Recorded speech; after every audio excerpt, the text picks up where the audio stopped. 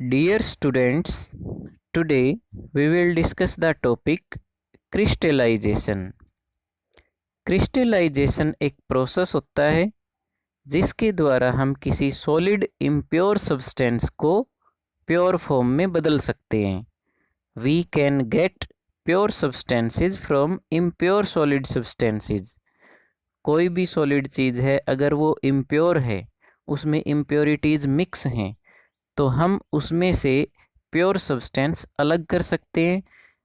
इसी प्रोसेस के द्वारा हम ये काम करते हैं. आइए अब हम इम्प्योरिटीज़ के बारे में बात कर लेते हैं.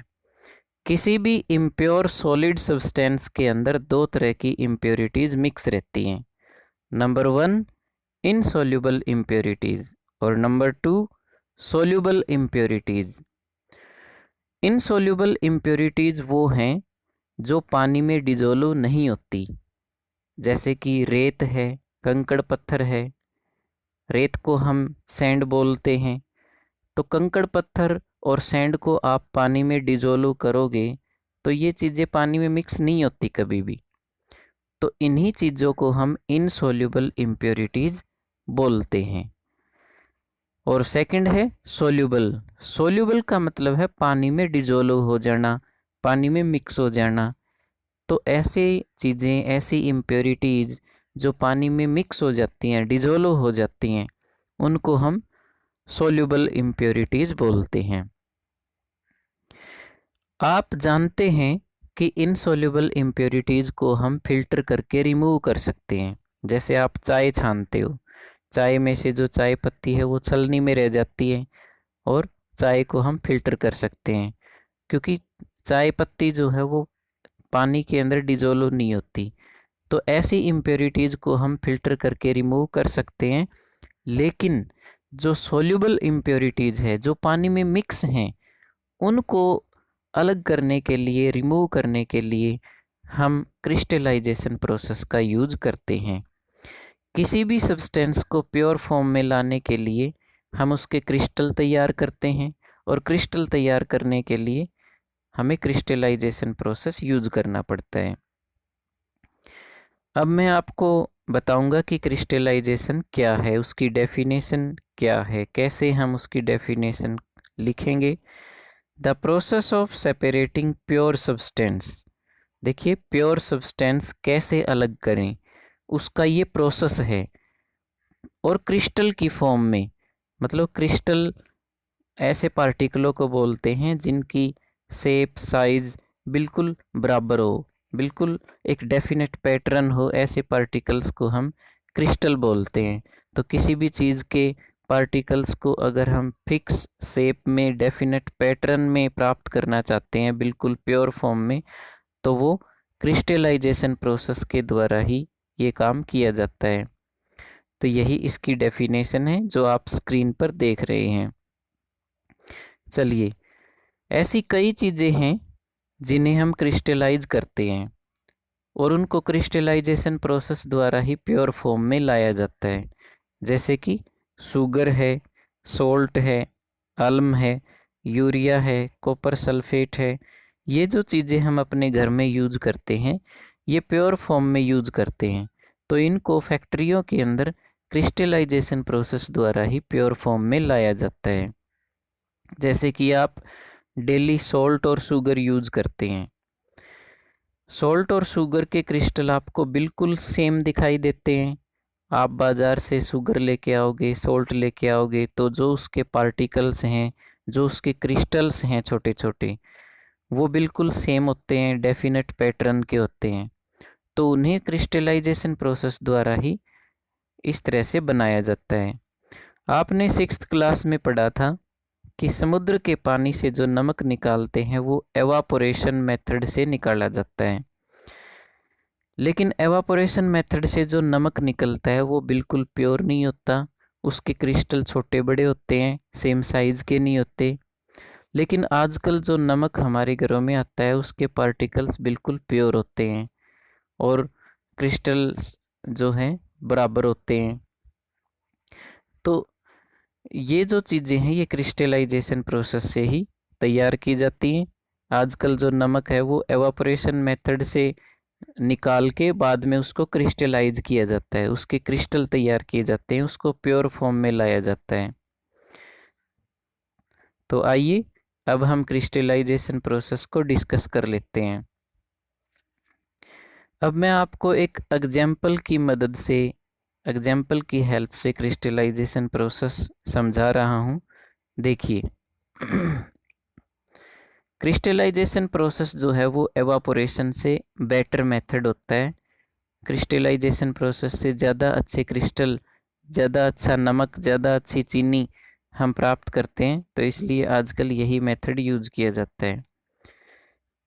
चलिए अब हम एक एक्टिविटी करेंगे। इस एक्टिविटी में मैं कॉपर सल्फेट के क्रिस्टल्स जो है वो तैयार करके आपको दिखाऊंगा, मतलब बताऊंगा, या आप अपने घर पे भी कर सकते हैं और ये जो टॉपिक है क्रिस्टलाइजेशन का, इसको समझ सकते हैं। चलिए कॉपर सल्फेट की बात करते हैं। कॉपर सल्फेट जो है, कॉपर सल्फेट एक साल्ट होता है, उसको कैसे क्रिस्टलाइज किया जाए, कैसे उसको प्योर फॉर्म में लाया जाए, तो इसके लिए हम एक एक्टिविटी करेंगे।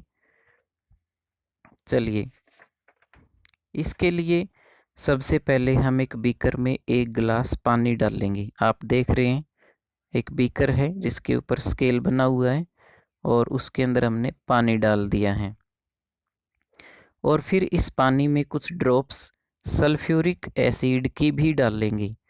सल्फ्यूरिक एसिड जो है वो दो तरह का होता है, एक डाइल्यूट और एक कंसंट्रेटेड, लेकिन हमें डाइल्यूट सल्फ्यूरिक एसिड की कुछ ड्रॉप्स पानी के अंदर डालनी है। जो आपने बीकर में पानी लिया है उसमें सल्फ्यूरिक एसिड की कुछ ड्रॉप्स डाल देंगे। फिर बीकर के पानी को हम गर्म करेंगे। ये देखिए बीकर के पानी को हम गर्म कर रहे हैं यहाँ पर। जब ये पानी उबलने लगेगा तब हम धीरे धीरे इसमें इम्प्योर कॉपर सल्फेट को डालना शुरू कर देंगे। और जब हम कॉपर सल्फेट इस बीकर में मिक्स करेंगे तो साथ साथ उसको हिलाएंगे ताकि वो डिजोल्व साथ साथ होता रहे और कॉपर सल्फेट पाउडर पानी में मिक्स होता रहे। हम तब तक पानी में कॉपर सल्फेट पाउडर डिजोल्व करते रहेंगे जब तक पाउडर जो है वो बीकर के अंदर मिक्स होना बंद ना हो जाए। मतलब हमें कॉपर सल्फेट पाउडर का सैचुरेटेड सॉल्यूशन तैयार करना है। सैचुरेटेड सॉल्यूशन का मतलब होता है कि जब हम किसी सॉल्यूशन के अंदर कोई चीज़ मिक्स कर रहे हैं, पानी के अंदर कोई चीज़ मिक्स कर रहे हैं, तो तब तक हम उस चीज़ को मिक्स करते रहेंगे जब तक वो चीज़ मिक्स होनी बंद ना हो जाए। तो यहाँ पर हमने पानी को गर्म करके उसमें कॉपर सल्फेट का एक सैचुरेटेड सॉल्यूशन तैयार कर लिया है। जब ये सैचुरेटेड सॉल्यूशन तैयार हो जाए तो अब हम इस सॉल्यूशन को फिल्टर करेंगे ताकि इसमें से जो इनसोल्यूबल इम्प्योरिटीज़ हैं, जो पानी में मिक्स नहीं हो सकती, ऐसी जो इम्प्योरिटीज़ हैं उनको हम पहले ही फिल्टर करके अलग कर देंगे। फिल्टर करने के बाद हम इस सैचुरेटेड सॉल्यूशन को ठंडा होने के लिए छोड़ देंगे। ये देखिए हम ठंडा होने के लिए छोड़ देंगे। तो जब ये सॉल्यूशन ठंडा हो जाएगा तो आप बीकर में देखिए, बीकर में आपको कॉपर सल्फेट पाउडर के क्रिस्टल्स बने हुए दिखाई देंगे। ये देखिए आपको यहाँ दिखाया गया है, ये बीकर के अंदर सॉल्यूशन है। ये ठंडा जब हो जाएगा तो साइड में जो आपको बर्तन दिख रहा है, इसमें जो पाउडर आपको दिख रहा है ब्लू कलर का, ये कॉपर सल्फेट के क्रिस्टल हैं। ये बीकर में जो सॉल्यूशन है वो ठंडा होने के बाद इस तरह के क्रिस्टल में चेंज हो जाएगा। एक पाउडर मतलब क्रिस्टल्स आपको दिखाई देंगे कॉपर सल्फेट के। लेकिन इसके अंदर जो सॉल्युबल इम्प्योरिटीज़ हैं वो क्रिस्टल के रूप में आपको नहीं दिखेंगी, क्योंकि उनके क्रिस्टल नहीं बनेंगे, वो सॉल्यूशन में डिजोल्व हैं, उनके क्रिस्टल ही नहीं बनेंगे। और फिर बाद में हम ये जो क्रिस्टल्स हैं इनको दोबारा से फिल्टर कर लेंगे और हमें फिर प्योर कॉपर सल्फेट मिल जाएगा। प्योर कॉपर सल्फेट के क्रिस्टल हमें मिल जाएंगे। तो देखिए ये जो प्रोसेस था हमारा कंप्लीट, जिसके अंदर पहले हम पानी लेंगे, पानी के अंदर फिर थोड़ा सा सल्फ्यूरिक एसिड डाल लेंगे, फिर उसको गर्म करेंगे। गर्म करने के बाद उसमें उस साल्ट को मिक्स करेंगे जिसके क्रिस्टल तैयार करने हैं, उसका सैचुरेटेड सॉल्यूशन तैयार करेंगे। और फिर जब ये बिल्कुल अच्छी तरह से गर्म हो जाए उसके बाद उसको ठंडा होने के लिए छोड़ देंगे। तो जब सॉल्यूशन ठंडा हो जाएगा तब आपको क्रिस्टल्स दिखाई देने लगेंगे, जैसा कि मैं यहाँ दिखा रहा हूँ। कॉपर सल्फेट के क्रिस्टल्स जो ब्लू कलर के हैं वो यहाँ तैयार हो चुके हैं। तो ऐसे ही क्रिस्टल्स आप दूसरी जो चीज़ें हैं जैसे शुगर है, साल्ट है, अल्म है, उनके भी तैयार कर सकते हैं और दूसरी चीज़ों को भी इसी तरह प्योर फॉर्म में लाया जाता है। तो आई होप स्टूडेंट्स आपको ये टॉपिक समझ आया होगा।